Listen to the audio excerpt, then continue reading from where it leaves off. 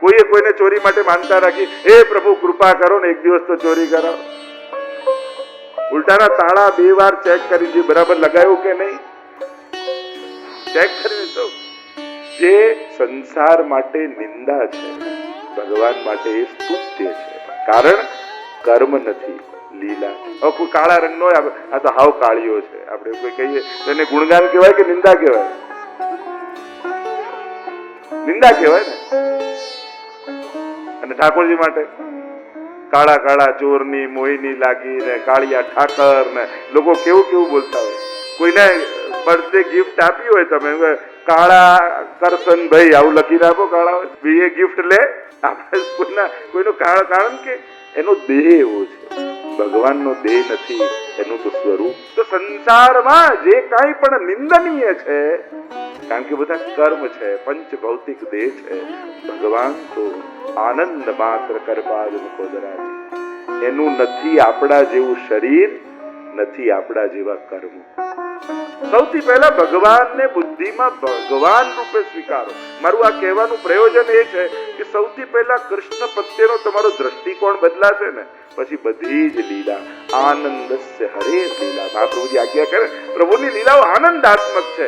પછી આ મહાપ્રભુજીની વાત સમજમાં આવશે કે બધામાં આનંદ કેમ છે.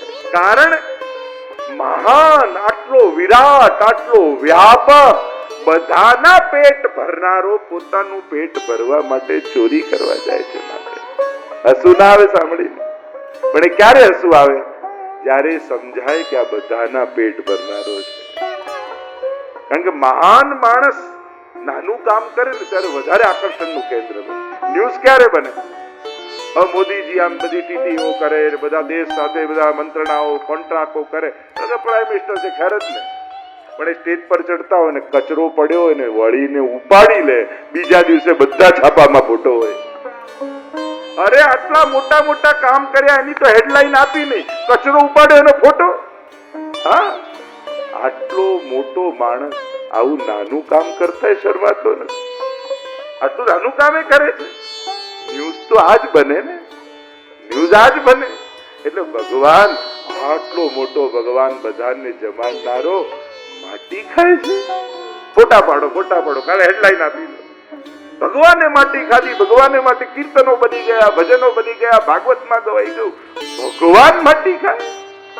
નાનું બાળક તો બધા ખાતા હોય, ભગવાન ખાય જેના મુખમાં બ્રહ્માંડ છે. બીજી ક્ષણે ભગવાન પાસે જો ભગવત આવે, મુખમાં જોઈ લે માં અને જુએ તો બ્રહ્માંડ દેખાય. માટી નહીં, આ બધા ગ્રહ નક્ષત્રો એની અંદર દેખાય. આજ તો કૃષ્ણ લીલાનો આનંદ છે.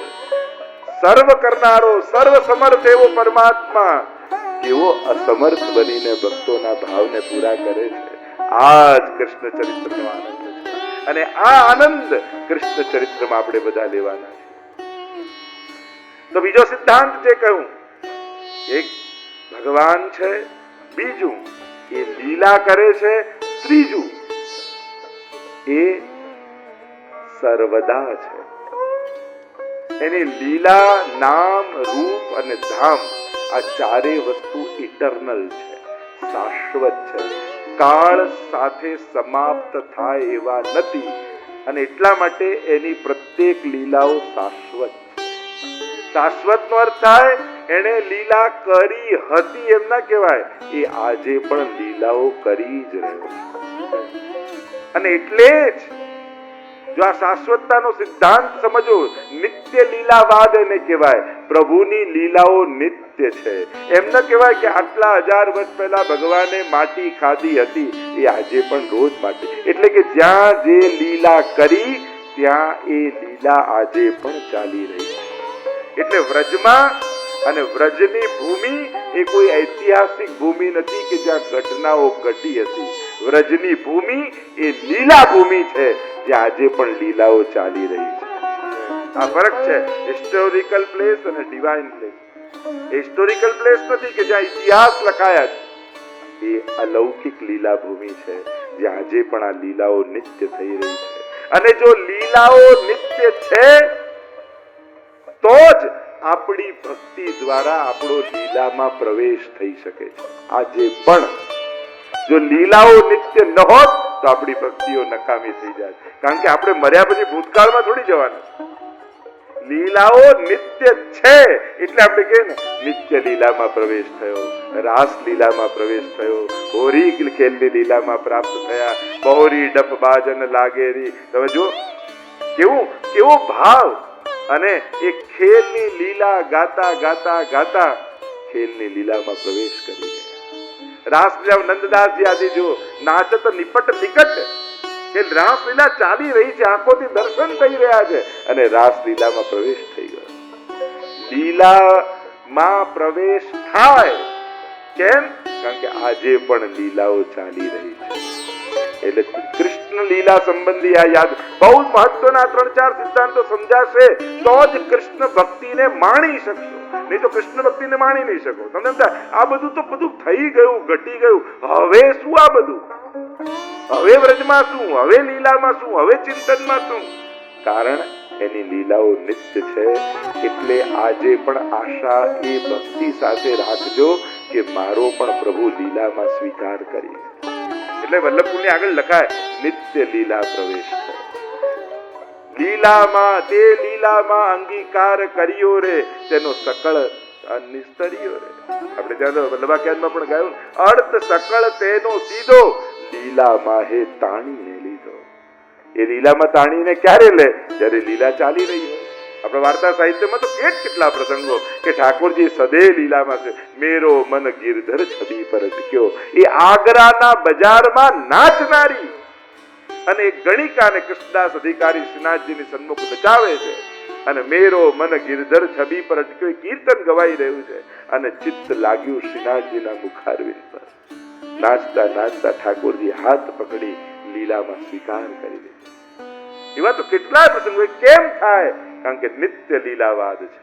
એટલે ત્રીજો સિદ્ધાંત કૃષ્ણ ભક્તિ કરનારાઓ સમજી લે. આજે પણ તમારો રાસમાં પ્રવેશ થઈ શકે છે. તમને જે લીલામાં આસક્તિ હોય.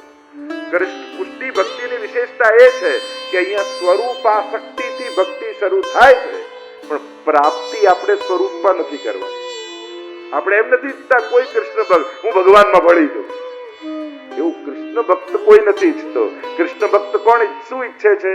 મારો ભગવાન લીલામાં અંગીકાર કરે, મને પ્રભુ લીલામાં સ્વીકારી લે. કારણ કે કૃષ્ણ પોતાના આનંદનું દાન તો લીલામાં કરે. એટલે કૃષ્ણ ભક્તિ કરનાર આ થોડાક આ જયારે સ્પષ્ટતા આવશે ને કૃષ્ણ ભક્તિ કરવાનો આનંદ બદલાઈ જાય. ચોથી વાત, એ કૃષ્ણ એવો છે એને સર્વ ભાવે ભજવામાં આવે. તમને બધા જ ભાવના ભક્તો જોવા મળશે. સર્વ ભાવ, બીજા કોઈ નામાં પણ સર્વ ભાવ નથી. એ કૃષ્ણ એવો છે. એમાં બાલ ભાવ પણ થાય, કિશોર ભાવ પણ થાય, સ્વામી ભાવ પણ થાય, મિત્ર ભાવ પણ થાય, પ્રિય ભાવ પણ થાય. અને એ પણ એમ નહીં કે એક ભાવ લઈ, બધા જ ભાવ સર્વદા સર્વ ભાવેન ભજનીય હોય. અને કૃષ્ણ જે કેવો છે ને એને સંબંધોથી યાદ કરાય. ત્વમેવ માતા ચ પિતા ત્વમેવ બંધુશ્ચ સખા. મહાદેવજીને સખા કહી છે એમ તો ગોરે દેવાદિદેવ સખા થોડી બનાવે. કૃષ્ણ એવો છે ને એને એટલે કે કહેવાય નાના બાળકથી લઈ વડીલ સુધીના ભાવનું પોષણ કરી શકે છે. જેને બાળકનો વડીલ થઈ ગયા તમને બાલ ભાવ બધામાં આવે તો આ મારો બાળક છે. તમે બાળક હો તમને સ્વામી માલિક નો ભાવ આવે તો માલિક છે, પિતા છે, માં છે. જેને સંબંધોથી યાદ કરાયો કોઈ પરમાત્મા હોય તો કૃષ્ણ. અને દરેક સંબંધોને એને નિભાવ્યા છે. આગળ કથાઓમાં આપણે જોઈશું એના જેવો કોઈ સંબંધી નથી. એટલે મહાપ્રભુજી કે તારો સંસાર જોડે સંબંધ જોડાય એના કરતા તને બ્રહ્મ સાથે સંબંધ કરાવી દો, તારો બ્રહ્મ સંબંધ કરાવી દો. કારણ કે બાકી બધા આશા રાખીને બેઠા છે તારી, અને ભગવાન તારી બધી આશાઓને પૂરી કરવા માટે બેઠો છે. સંસાર કોઈક સ્વાર્થ લઈ, કોઈક ઈચ્છા લઈ, કોઈ અપેક્ષા લઈને બેઠો છે, અને ભગવાન અપેક્ષા પૂરી કરવા માટે સંબંધોને જોડે છે. આ પ્રભુની વિશેષતા. તો કૃષ્ણ જોડે બધા ભાવ. મંગળા કરો તો બાલ ભાવથી જગાવો, શૃંગાર કરો તો પાછો વાત્સલ્ય ભાવ, તમે યા ગોપીજનનો ભાવ ધારણ કરી લો. પાછું છાક લીલા કરો તો સાક્ય ભાવ રાજભોગમાં. સમયે સમયે પણ ભાવ જુદા. જો અમારા બ્રિજભાઈ એ બધા ભાવ ગયા જે મંગળા સિંગાર રાતો અષ્ટયામનો ભાવ. તો જે આઠે સમયમાં તમારા ભાવને પુષ્ટ કરવા તૈયાર છે એ કૃષ્ણ છે, એવો કૃષ્ણ છે. અને આ કૃષ્ણ તો એવો છે, એવું નહીં કે માળા લઈને મંદિરમાં બેઠા હો ત્યારે જ કામનો. અરે ધંધામાં જાઓ ને, આ ગોપીઓ પણ, આ ગોપીજનો કોઈ હાઉસવાઈફ થોડી હતા, એ વર્કિંગ વુમન હતા. રોજ દહીં દૂધ લઈને લોકો એમ માને કે હવે વર્કિંગ વુમન, અરે અમારી ગોપીઓ પણ વર્કિંગ વુમન હતી. રોજ માખણ વલોવી લઈને જાય મથુરાની બજારમાં, પ્રભુમાં ચિત્ત રાખતા રાખતા બધા જ કાર્ય કરો. અને આ કૃષ્ણ તત્વની વાત બધા સંબંધો સાથે એને ભજો. સર્વદા સર્વભાવેન ભજનીય વ્રજાદીપ સ્વસ્યાયમેવ ધર્મો હિ નાન્યક્વાપી કદાચ. જો આ ભાગવતનું મંથન જ તો 16 ગ્રંથ છે ને. મહાપ્રભુજી આ દરેક વાત ક્યાંક ભાગવતમાંથી લઈ તમને માખણ રૂપે આપે. કારણ કે આ દહીં, આ વેદ આદિ આપણા કામનું અહીંયાથી બેઠા છે, એમાંથી કેટલા લોકોએ વેદનું પુઠ્ઠું જોયું છે કે ઋગ્વેદની બુક આવી હોય, અથર્વવેદ આવું હોય, શ્યામવેદ. આપણે વેદ વેદ બોલીએ ખરા, પણ વેદનું કોઈ પુઠ્ઠું જોયું છે આપણે? બધું કાંઈ નહીં. અને આપણું ગજું નહીં. ગુજરાતી સરખું ન વાંચી શકીએ તો વેદના સંસ્કૃતની ક્યાં વાત? કઠિન છે ને આજના સમયમાં. ન ભાષામાં પહોંચાય તો પછી અર્થોની તો ક્યાં વાત? નથી કોઈ બ્રહ્મસૂત્ર ખોલી શકવાના. તો આ બધાનું દોહન કરી આપણે તો કે સમરી આપી દો ને, 5 મિનિટમાં કહી દો ને તમારી વાત. આપણે તો બધું શોર્ટમાં જોઈએ છે ને. આ કોઈ કે ચલ તને આખું ભાગવત શોર્ટમાં, તને 16 ગ્રંથ રૂપે ભાગવતનું મંથન કરીને નવનીતા. અને મહાપ્રભુજીએ સાર રૂપે આપણને એવા એવા સુંદર ગ્રંથો આપ્યા. એવા શ્રી મહાપ્રભુજી. તો જે ચર્ચા આપણે કરી રહ્યા છે કૃષ્ણ ભક્તિને સમજવા માટે, સર્વ ભાવે ને ભજન. તો આ કેટલીક બાબતો જો કૃષ્ણ માટે વિચારી રાખશો તો ભાગવતના કૃષ્ણને પૂરો ન્યાય આપી શકશો. કારણ કે આ પુરાણ છે, આ ઇતિહાસ નથી. મહાભારતને ઇતિહાસ ગ્રંથમાં મુકાય, રામાયણ ઇતિહાસ છે, શ્રીમદ ભાગવત એ મહાપુરાણ છે. ઇતિહાસમાં શું હોય કે બધું ડેટ વાઇઝ, જન્મથી લઈને કથા શરૂ થાય ના થાય. અહીંયા તો જન્મ આવે 10મ સ્કંદમાં અને કથા તો ક્યારની પ્રથમ સ્કંદમાં જ મહાભારતની કથા આવી જાય. જેમ જેમ પ્રશ્નો પૂછાય એવા એવા જવાબ. એટલે એ સિક્વલ વાઇઝ ન હોય, અહીંયા તો પ્રશ્ન વાઇઝ હોય. જે સમયે જે પ્રશ્ન કર્યો એ પ્રમાણેનું સમાધાન થાય. પુરા ભવમ ઇતિ પુરાણમ, પંચમ વેદ કહેવાય. ઘણી જગ્યાએ તો એવી ચર્ચાઓ આવે છે કે વેદથી પહેલા પુરાણ છે. કારણ કે વેદમાં પુરાણોની કથાના ઉલ્લેખ મળે છે. કયા ધવા એમ કહીને પ્રહલાદજીની પણ વાત વેદ ઉપનિષદમાં મળે છે. તો આપણને થાય કે કોઈ વાત ક્યારે આવે? જ્યારે પહેલા ઘટના ઘટી ગઈ હોય. મહાપ્રભુજી તો કલ્પ ભેદથી, એટલે કેટલાક કલ્પ એવા છે જેમાં પુરાણો પહેલા પ્રગટ થાય ને વેદ પછી પ્રગટ થાય. કેટલાક કલ્પ એવા છે કે જેમાં વેદ પહેલા આવે ને પછી પુરાણ પ્રગટ થાય. તો આ બધી ચર્ચાઓ જ્યારે કોઈ ગુરુ મુખે ભણીએ તો સમજમાં આવે. બાકી સીધે સીધા સ્ટેટમેન્ટો કોઈ ગ્રંથ માટે પ્લીઝ આપતા નહીં. કોઈ ભગવાનની કોઈ લીલા માટે સીધે સીધા સ્ટેટમેન્ટ આપી ન દેતા.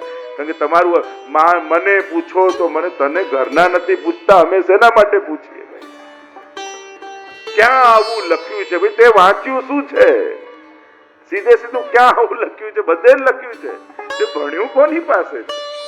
એટલે ક્યારે પણ જે બાબતની આપણને સમજ, અને એમાં પણ પ્લીઝ ધર્મ માટે તમે ભણ્યા ના હો, જાણ્યા ના હો, કોઈ કમેન્ટ્સ મૂકશો નહીં, કોઈ આપશો નહીં અને કોઈને બુદ્ધિમાં દુર્વિચાર નાખશો નહીં. કારણ કે આ નથી ખબર એવું કહેવું એ બહુ બુદ્ધિમાનનું લક્ષણ. અત્યારે બધાને બધામાં કંઈક આપવું છે સલાહ. ધર્મના જગતના લોકોને સાયન્સ માટે બોલવું છે, સાયન્સ વાળાને ધર્મનું બોલવું છે. બે હાથ જોડીને ધર્મગુરુએ પણ કહ્યું આ મેડિકલ અમારો સબ્જેક્ટ નથી, અમને ખબર નથી, કોઈ ડોક્ટરને જઈને પૂછો. આટલું કહેતા તેમ તો અમે અજ્ઞાની થઈ ગયા. ના ના, તું આ કર ને પેલું કરો, કોઈના જીવ જશે. એટલે નથી ખબર એ આ સમયમાં કહેનારો બહુ બુદ્ધિમાન વ્યક્તિ છે, બહુ સમજદાર વ્યક્તિ. અને આવું કહેવામાં કોઈ નાનું નથી થઈ જતું. બધાને બધા વિષયની ખબર હોય જરૂરી નથી. પણ આપણા બધાની તકલીફ એ ને, સાયન્સ વિશેનું ધર્મગુરુને પૂછવા જઈએ અને ધર્મનું વિજ્ઞાનીને પૂછીએ. જેનો જે સબ્જેક્ટ છે એને પ્રશ્ન કરો તો વધારે સારું. અને જે તમારો સબ્જેક્ટ ના હોય એમાં ખોટે ખોટા સ્ટેટમેન્ટો સમાજમાં આપવાથી ભ્રમણાઓ ફેલાય છે. અંધશ્રદ્ધાઓ ફેલાય છે. એટલે બધાએ સાવચેત થવાની જરૂર છે. ધર્મ સ્થાને હોય એ રાજનીતિમાં સ્થાને હોય, રાજનીતિમાં તો એની વાત કરો. શું કરવા ખોટા ધર્મના અર્થઘટનો કરવા આપણે જવા?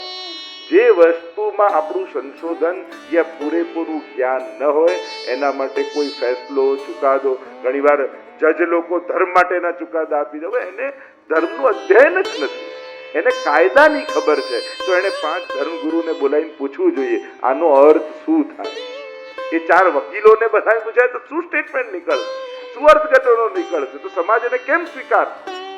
મહત્વની વાત છે જે જેનો એક્સપર્ટ હોય એની એડવાઇસ લેવી જોઈએ અને તો જ એના સાચા ચુકાદાઓ, સાચા નિર્ણયો, સાચા અર્થઘટનો સમાજને મળે. જે કન્ફ્યુઝન પેદા થાય છે એને કારણે થાય છે કે જે જેના એક્સપર્ટ છે એને આપણે પૂછતા નથી.